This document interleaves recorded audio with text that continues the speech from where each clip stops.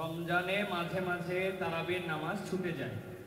যদি আমার তারাবির নামাজ ছুটে যায়, এতে কি আমার রোজা আদায় হবে বা রোজার পূর্ণতাতে কোনো সমস্যা হবে কিনা?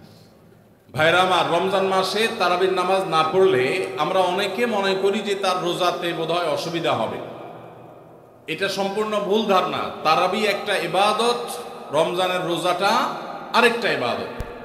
যেহেতু তারাবি না পড়লেও রমজানের রোজা হয়ে যায়, তাহলে তারাবি পড়ার কি আর দরকার আছে?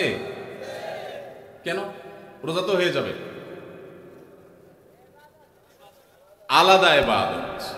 রোজা রাখা একটা ইবাদত, তারাবি পড়াটা আরেকটা ইবাদত। নবী করিম সাল্লাল্লাহু আলাইহি সাল্লাম একই হাদিসে দুটি কথা বলেছেন, মান কামা রমাদানা ঈমানান ওয়া ইহতিসাবান গুফিরা লাহু মা তাকাদ্দামা মিন যামবি। একই হাদিসে বলেছেন, মান সামা রমাদানা ঈমানান ওয়া ইহতিসাবান গুফিরা লাহু মা তাকাদ্দামা মিন যামবি।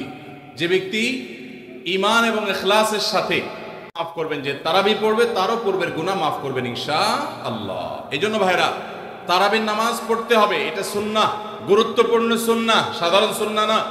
নবী সাল্লাল্লাহু আলাইহি সাল্লাম ছাড়েন নাই, সাহাবীরা ছাড়েন নাই। কোনো ওজর ছাড়া তারাবি ছাড়া যাবে না।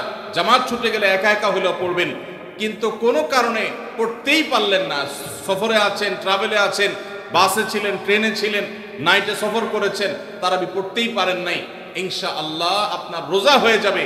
তাই বলে তারাবিকে অনেকে অবহেলা করেন আজকাল, যেটা তো সুন্নাত, না পড়লে কি? এই অবহেলাটা আরেকটা দোষের। তাহলে আমাদের মধ্যে দুইটাই সীমালঙ্ঘন। কেউ মনে করেন তারাবি না পড়লে রোজাই হবে না, এটা হলো বাড়াবাড়ি। আবার অনেকে মনে করে তারাবি না পড়লেই বা কি, এটা হলো ছাড়াছাড়ি। এই বাড়াবাড়ি এবং ছাড়াছাড়ির মধ্যে আমাদের থাকতে হবে। আল্লাহ আমাদের তৌফিক দান করুন।